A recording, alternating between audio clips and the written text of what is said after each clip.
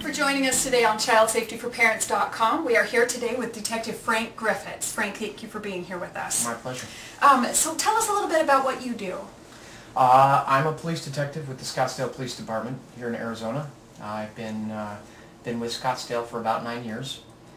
I've been in investigations, doing financial crimes investigations and computer crimes investigations. I'm currently in the computer forensic arena, but I do a lot of hard drive investigations and data recovery and put together cases for all kinds of computer crimes, ranging from cyber fraud all the way up to the really icky stuff like the child pornography and exploitation cases.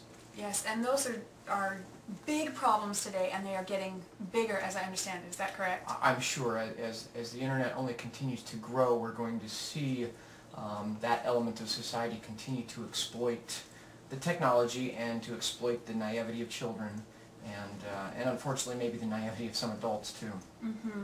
And with that said, some of my readers had a couple of specific concerns. They wanted to know about parental oversight of children's activities. How important is that really? It's paramount. It's absolutely essential in today's world.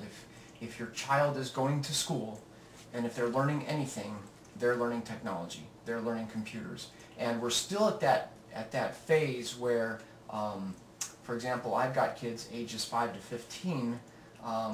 They probably know as much or more about computers as the average parent does. And I know a little bit more than my kids, maybe only because I'm in the industry. But if you're not in the industry, there's a good chance your kids know more about technology than you do. That seems to be the case. And so if you're not making a concerted effort to be involved in your kids and learn what they're learning, they're going to have more academic experience than you, but not the worldly experience to protect themselves from the bad guys out there. And so how do you do that? How can you protect your kids online when they know more than you do? You know, well, obviously the first solution is to get educated. The first solution is, as a parent, you have to take a proactive role and find out what they're doing, how they're doing it, and even you have to participate yourself. Okay. So, I mean, it's huge. It's really, and so parents always want to know, what software can I use that will monitor my children's behavior and protect my family from all of the bad things in the world? Well, there are software solutions, but they're not the best solutions. The best solution is to be constantly vigilant and be involved in your child's life. Bottom line, that's the best safeguard for your kids, is for you to be there at the computer with them when they're online. And it doesn't have to be every time, but frequently. Sure, okay. So would you recommend that parents get their own, say, Facebook accounts or things like that? Okay, so they actually get their own account. Absolutely. Okay. Yeah, in fact, the whole concept of social networking is to connect to as many of your friends and family as possible through this, internet medium, so that you can share pictures, so you can share memories, share thoughts, keep them updated on what's going on in your life today. And it's great, and kids love this because they're very, they love to emote, they love to show what they're doing, and it's a great medium for kids to express themselves. Unfortunately, there's a lot of temptation to express the negative side of adolescence as well, and to have that be exploited. Right, and a lot of times you have these friendships that come and go. You have these friends on Facebook and suddenly you get unfriended or something like that. How does that play into the internet safety for kids? Well, we call it the BFF syndrome, best friends forever, right? And that's, in middle school, in order to qualify as someone's BFF, you have to know them for a really long time, and that equates to about 3 weeks. Right? I mean, in the middle school, so if you're best friends with somebody for 3 weeks, as far as you're concerned, when you're in the 6th or 7th grade, that's forever. You're going to be best friends forever, and you're going to tell that person everything, and you're going to share your passwords, and you're going to share, They share their passwords. Oh yeah, they share their passwords with their friends because they're so trusting. Right. And then 3 weeks later is when they have the fallout. Right. And then your BFF is no longer your BFF, and they have complete access to your internet profiles, to all your files, to all of your personal documents, pictures, videos, whatever. And what happens a lot is, and this is what we call cyberbullying, and this is when somebody, for example, this is just one possible element, but they could take their friend's password, change it, locking their friend out of their own profile. And now they've got complete access to a profile that, you know, everyone thinks belongs to Janny Lisenby, but really Frank Griffitts is behind the scenes changing everything, making all kinds of horrendous statements about Janny and her sexual preferences or you know, whatever the case may be, to harass and humiliate you. Right? And so that happens so frequently, and we try to tell kids, you know, don't do that to each other. Don't give your passwords out to begin with, and try to help the kids protect themselves, but the parents really have to stay on top of it because it invariably happens. No matter how many times you tell a 12-year-old not to share your password with your BFFs, they do it anyway. Yeah. And then 3 weeks later, they find themselves being the target of this kind of bullying and harassment.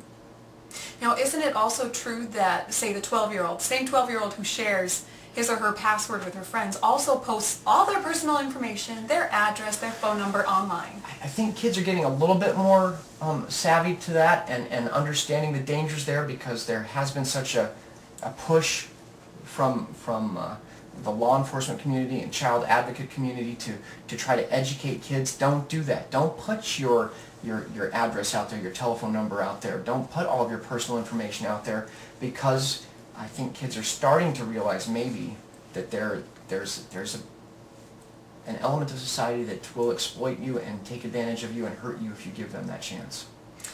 Yes, and a lot of parents have expressed to me the concern that it's not just for the sake of hackers or identity thieves, it's the internet pedophiles. They're afraid that someone's going to pose as a 14-year-old and then use that information to track you down. Is that the norm? It's rare. Okay. It's rare, but not rare enough.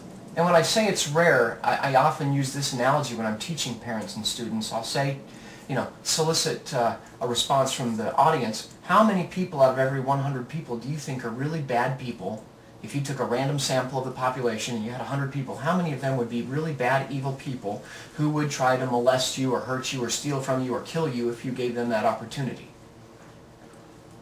And you get all kinds of responses. Sure. You know, I like to assume that we're still mostly good as a human race, and let's just pretend that it's 1% of the population. Okay. That has blatant disregard for human life and human rights.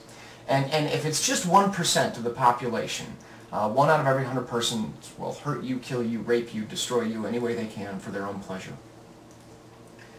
Well, if you live in a really rural community, that's very few people, right? Right. If you live in Scottsdale or Mesa or Tempe, here in Arizona, how many people live within a 1-hour drive of your house? Right. And hundreds of thousands of... Well, there's 4.5 million people in Maricopa County. Yeah. Right? And so if you take our little example of 1%, what's 1% of 4.5 million? It's 45,000 people. Yeah, that starts adding up fast. It does. So at any given point, or any given point in time, there are 45,000 people within a 1-hour drive of your house who will potentially take advantage of you in a criminal way. And so when you look at the numbers like that, the sheer numbers, it should set off a light bulb in your head and go, I need to protect myself. Sure. Another question then, as far as internet pedophiles are concerned, not all of them pose. From what I have read, a lot of them will get close to the teenager and then they start asking them more in-depth questions. Sure. What should parents be watching out for? Well, a common strategy of pedophiles, like you said, is to go through a grooming process with their victims. And what they do is they could be businessmen, they could be cyber bums hanging out in the coffee shop. You don't know, but they'll hang out on chat rooms typically, is where most of the exploitation takes place. Okay. Either instant messaging or chat type scenarios, where they can just kind of hang out and get to know the kids that frequent those chat rooms over time.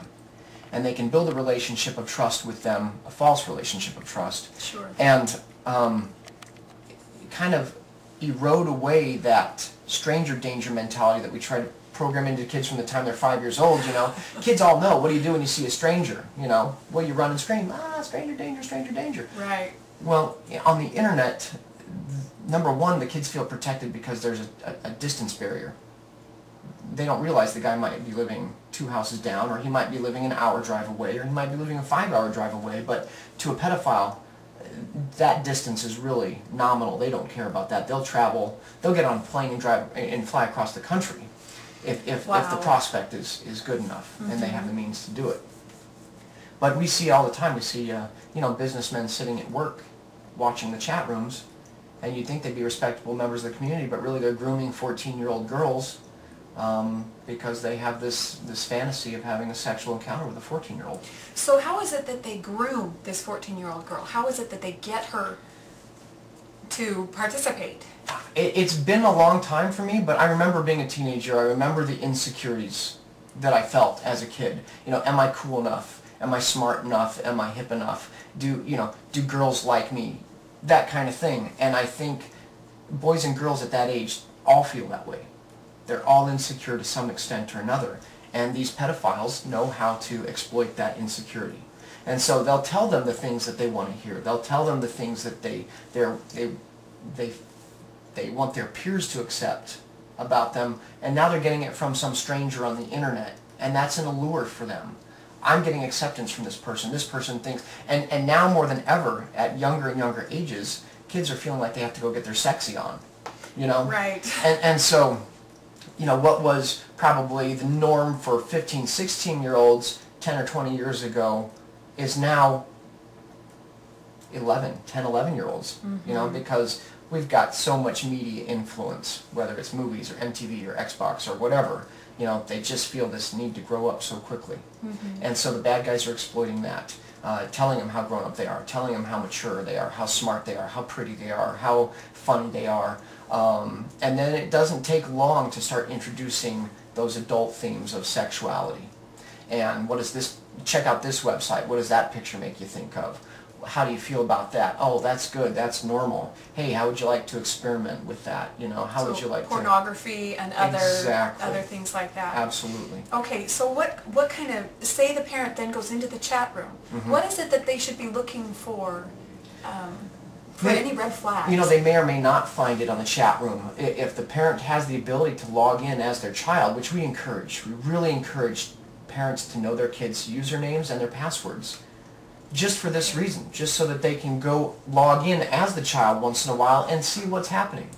Well, doesn't that invade the child's privacy? Absolutely, okay. Which we totally encourage. Yeah, because I know we're really concerned in this great country of America about our privacy and our rights, and I'm 100% advocate of the Fourth Amendment of the Constitution. The Fourth Amendment of the Constitution protects you and me from unreasonable searches and seizures. From who?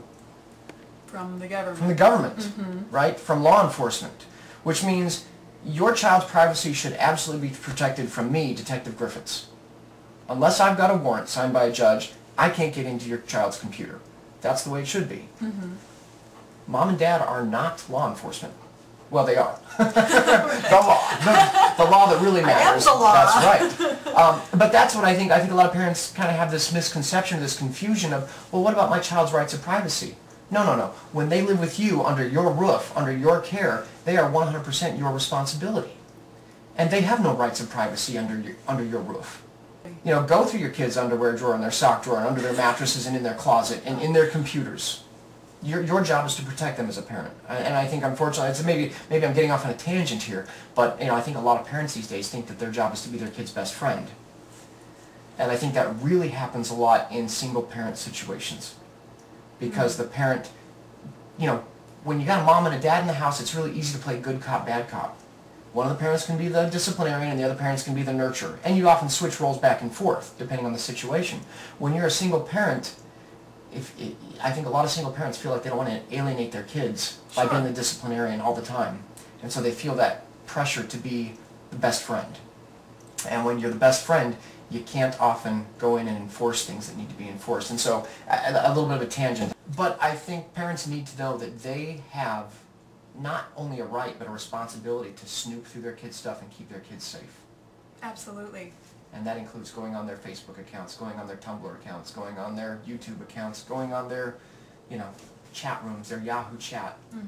And I think, if you're on Yahoo chat for an hour, which is a big time commitment for most parents. We're busy. But if you sit there for an hour and you start seeing all kinds of interesting conversations, people soliciting your kids, talking to them about sex, talking about mature topics and themes that you as a parent really don't feel comfortable having strangers talk to your kids about, then there's a big red flag right there. Sure. Something else I wanted to ask you is, what happens when you find something suspicious? What happens when you see something and it's not necessarily really bad, but it could be? Where do you take your suspicions? Do you just watch it? Or can you report that? How do you You know, it handle that? really depends. You have to take it on a case-by-case Okay. situation. You know, I mean, I can't say there's one rule of thumb that applies to every scenario. The biggest rule of thumb, if you will, is constant and open communication with your kids. Because if you have an open dialogue with your kids on a weekly basis, you know, Monday nights we sit together as a family and we talk about the issues that our kids are facing a lot of times, and we're going to talk about things like internet etiquette. How do you act on the internet? What are the safety? What are the danger zones? What are those things you can do to protect yourself? And so we have this open dialogue with our kids before we run into the problem. So if there ever is a problem, now we have a kind of a foundation, a point of reference to go back to and say, hey, remember when we talked about all of these dangers that are out there, and this is a red flag. You know, if I see you, if I'm talking to my 12-year-old daughter and I see her in a chat room and I see guys using inappropriate language or talking about mature subject matters like sex, I'm going to put the brakes on right there. I'm going to say, hey, we talked about this. You know this isn't right. You know this is dangerous. And that gives you a foundation to talk from. Mm-hmm. If you've never had those conversations with your child before you're in the thick of it, it's going to make it a lot more difficult to open that conversation and engage that topic. Absolutely. So if they do find something where they are talking about these mature topics, Yes. Would they then print off that chat, or what is it that they would do? Yeah, what you want to do, and I advise parents and kids alike, if you're going to be in chat rooms, I don't see the value in chat rooms because they are the pedophiles' playgrounds. I know that there's a lot of, you know, fun social things happening in chat rooms, but I don't see the benefits outweighing the dangers. The dangers are really prevalent in chat rooms. And so you see, you know, that's where we see most of the predation happening. So to answer your question, parents need to set all of their software, whether it's Yahoo Chat or Yahoo IM or whatever it is, MSN Chat, to log the chats. And that's just a setting in the software, you know, whether it's from the file menu or from the edit menu or from the preferences menu. Set it to log the chats so that those chats are recorded and stored somewhere on your computer by default. Okay. And then you've got solid evidence. Mm-hmm. If you try to do if that doesn't work, if you're not sure if you've got that, there's always the old print screen option. Right. Print screen and then save that JPEG file somewhere else on your laptop. That's going to give you some evidence of what's happening, and I absolutely encourage parents to preserve that evidence, because if it does become a criminal investigation, the police are going to need that to develop the probable cause to get the warrants that we were talking about earlier. Sure. You know, and if we're trying to help a victim and we're trying to solve a crime, we still have to, you know, bad guys unfortunately still have the Fourth Amendment to their protection as well. So Right. we need evidence to develop probable cause to be able to further the investigation to protect our victims. Okay. I did have a couple questions from some of my readers that I wanted to go ahead and ask you. At what age should I allow my kids to get their own email and Facebook page? I think that's two different questions. Okay. Email as early as you're comfortable with. Okay. It's great for kids to have email, as long as you know the password and the log on, you know, the user ID name, and you check it periodically. Email sort of passé. Okay, Sort of a right. thing of the past. Not many people outside of business use email for communication anymore, but it's okay to have email because it's still useful for schoolwork. It's still useful in the professional environments, and kids need to know how to use it. Logistically, not necessarily socially. Exactly. Okay. Exactly. However, when it comes to social networking sites, most of them have a policy for minimum age requirement.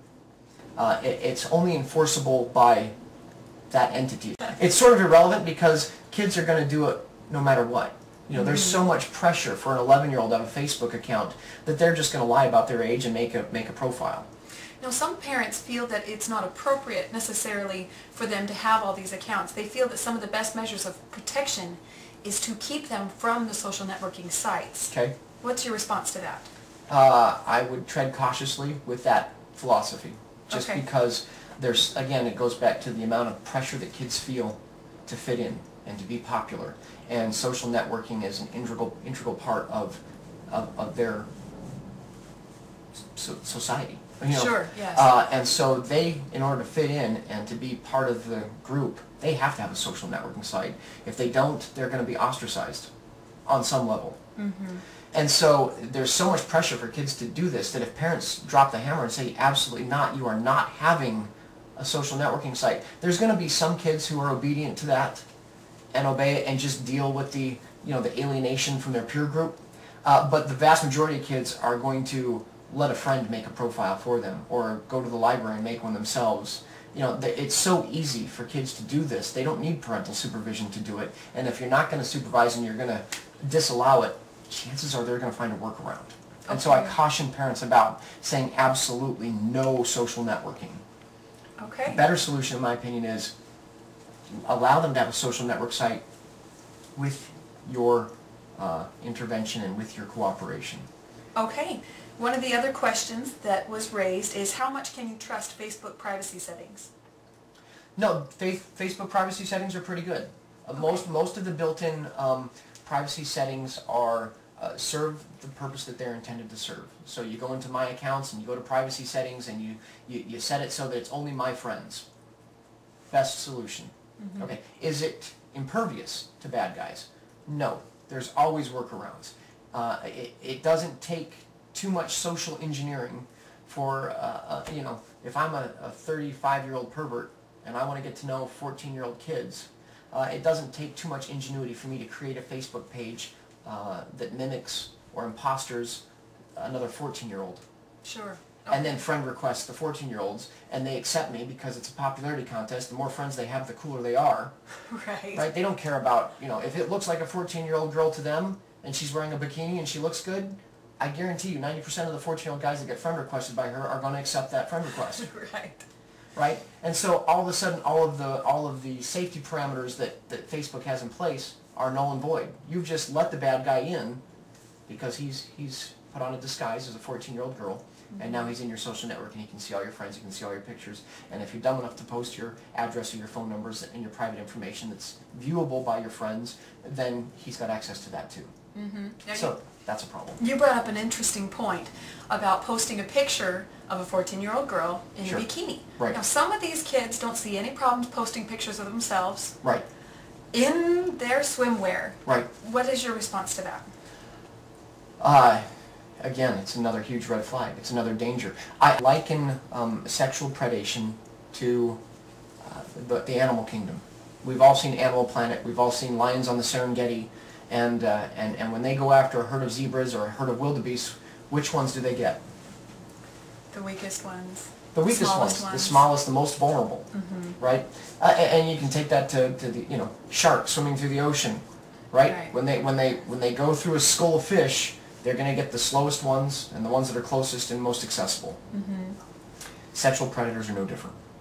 Okay. Okay, so if there's unfortunately, there are too many kids out there that have no privacy settings in place, and those are the easy targets.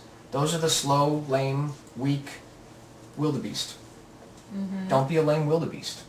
Right. Right? Set all your privacy settings. That's going to give you one layer of insulation or protection from the predators. If you're posting pictures of yourself in a bikini or in your underwear or in your bathroom doing a self shot, you know, trying to get your sexy on and show everybody how you know, sexual you are, that's going to be an attractor to a predator. If they have a choice between a kid that's got the buttoned up shirt looking very proper as opposed to the kid that's sitting there bare chested in the bathroom, they're going to go after the kid that is expressing sexual interest because that's going to be an easier target for them. So is it bad then for them to post pictures at all? Your profile picture, which is generally viewable to the public, your avatar, I really caution parents about letting their kids post a picture of themselves on that. Okay. So where would it be appropriate? If the kids are cautious. Right. And they don't allow strangers into their network of friends, and their profiles are set to exclude everybody who's not in their accepted or their approved friends list, then they can put whatever they want in there because it's in a protected environment. But that avatar, that profile picture that displays who they are, that's viewable to almost everybody. Okay. Right? And so you want to, you know, get a good friend of yours who's a caricature artist or a cartoonist and draw a picture of you that all of your friends would recognize, but the bad guys wouldn't. Right. Right? And use that as your profile. That's a great idea. And of course there's tons of software out there that'll make a little digital image of you, you know? Yeah. And you can use those too, you know? But when you start putting pictures of yourself out there the bad guys can see, the danger is, I look at her profile. Oh yeah, she's cute, and she's wearing a bikini, and therefore she's an easy target. So I create a profile that mimics a young teenager. I friend request her. She accepts me because she wants to be popular. Now I can see her profile. I can see that she plays volleyball. I can see that she goes to Westwood High School. I can see what time those games are by going to the Westwood High School website. Right? Now I know what she looks like, I know what she does, and I know when she does it. The next logical step is I show up there with my video camera or worse. When my 12-year-old comes to me and says, "Dad, I want a Facebook," I view that as an opportunity to have a dialogue about what my expectations are as a parent. And there's a few simple elements that I try to implement as a parent, and one of them is communication. I think if you communicate your expectations, when kids start to go astray, it's easier to redirect them if they know what's expected of them up front. And so we have an open dialogue about, well, what are our family values? And your family values might be, you might have a list of 5 or 10 things that are important to you as a family. You know, you and your wife or you and your spouse sit down together and you say, what's important to us as a family? What are our core values? What are some things that we can instill in our kids on a regular basis that'll be meaningful to them, give them identity as a member of our family, and help them in the world? And so my wife and I, you know, over the years we've had, you know, these values over here that we taught the kids, and then in more recent years we've just found these 10 values that really mean a lot to us, they're moral values and they're social values and they're things that we adhere to as a family or try to. And at the expense of being boring, I'll tell you what they are: faith, hope, charity, love, virtue, knowledge, patience, humility, diligence, and obedience. Those are the things that in our family we find to be of the most value to us, raising our kids. And so when my kids come to me and say, "Dad, can I have a social network site? Can I be on Facebook?" My response is, what are our 10 family values? And when they give me that deer in the headlight look, I know now I've got an opportunity to teach. And I made them, each of them, by age 12, memorize those 10 family values. That's fantastic. And when they come to me and say, "Dad, can I get on Facebook?" I say, "What are the 10 family values?" And they have to roll their eyes and go, "Faith, hope, charity, love, virtue, knowledge, patience, humility, diligence, obedience." And that's step 1. I go, "Fantastic, that's great. What does virtue mean to you?" What? What does virtue mean to you? And then we have an opportunity to talk about virtue. Well, virtue means having self-control. It means being chaste. It means having clean thoughts and being kind to people. And I say, that's fantastic. Are you going to exercise virtue when you're on Facebook? And so we have an opportunity to set the stage for what the expectation of behavior is when they're on the social networking site. And every time another thing, and this is sort of important, is in our house anyway, all the computers are password protected. And we're pretty liberal with allowing the kids to get on, but they do have to come to us and say, "Dad, can I get on the computer?" And then I'll say, "Sure," and I'll go put in my password. And then they can get on. And then they can access their accounts. And that may be a little bit too controlling for some parents, and that's fine. I respect that if you want to give your kids a little bit more latitude. but it allows me to know when they're going to be on, and it allows me to have more importantly, it allows me to have a conversation about what our family values are. What would you say are your top 3 internet safety tips for parents or for kids? What are the top most important things for us to remember online?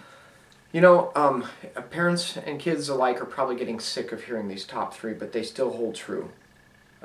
Number 1, keep the computers out of the bedrooms. Have them in the family room, have them in a place that's accessible by everybody, and have them where there's no opportunity for secrecy. But what if you have a trustworthy 14-year-old and she wants to take her laptop in her bedroom with her friend, because that's where they want to sit down and chat? And you know what? It's not really about the trustworthiness of your teenager, it's about the trustworthiness of those 1%. It's those 45,000 people out there that are an hour's drive away. Because your kids aren't going to do something out of malicious intent. And they may have some curiosity, as all teenagers do, about taboo topics, and that's fine. But if they make a mistake, it's probably just going to be out of innocence, curiosity, or naivety. So it's not really a matter of trusting their moral character. Sure. I trust my kids, but I also know that they're a little bit naive. They lack a lot of world experience, and there's a lot of really bad people out there who will hurt them if they give them the opportunity. Mm-hmm. And I try to convey that to my kids, and if they know that, they know it's not about me not trusting them, it's about me not trusting everybody else. I think that sort of sets the stage there for this is why we're having the computer out here. So what would be your other top 2? My other top 2, and I think we covered it a little bit, is know your kids' passwords and their user IDs. Okay. Absolutely know their passwords and their user IDs. I know that parents are going to get a lot of pushback from their teenagers if their teenagers already have a social network site and they didn't set that expectation up front. Right. Because now all of a sudden, you know, your 15-year-old daughter has her social network site and she's got a lot of connections and a lot of friends and a lot of comments and a lot of wall postings that all of a sudden she's thinking, those might not be appropriate for my mom and dad to see. And so sure I want them reading this. I don't know if I really want them to read that. Not necessarily that she's posting anything negative or inappropriate, although she might be, but that her friends likely are. Mm-hmm. And so kids are going to give some pushback about giving up their passwords and their user ID to parents, but that's when you have to step in as the parent and say, I'm not your friend, I'm your parent. Your safety is my top priority and responsibility, and if you want me to trust you, if you want the privilege of my trust and the privilege of being able to do things autonomously, then you have to own up to the responsibility of giving me your passwords and your user IDs. So that would be step number 2, I think. Mm-hmm. The third one goes back, I think, just to what we were talking about, and that is constant vigilance. Don't assume that because you have NetNanny on your computer, or because you have a good kid, or because whatever, that you don't have to be involved. Get your Facebook account as a parent. Get your YouTube account as a parent. Network with your kids and their friends, and be a presence. And it could be as simple as once a week on Sunday afternoon. You go in and you log in for an hour, and you post a couple comments, you know, on your kids' webpage to embarrass them. I love you, honey. You know. Oh, Mom. Yeah, exactly. You know, but be involved and see what they're doing, and then have conversations with your kids about that. Okay. You can use these social network sites as an opportunity to interface with your kids on a level that otherwise you might not be able to.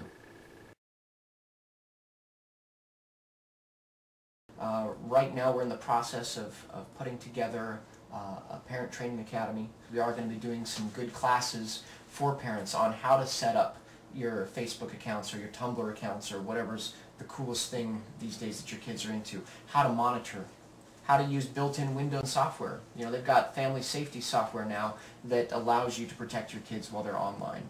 And it's free. It ships with Windows. You know, mm-hmm. for all you Mac people out there, I know there's solutions out there for you too, but we really focus more on the Windows environment because that's where most people are. Wonderful. Well, thank you, Frank. Appreciate your time. My pleasure.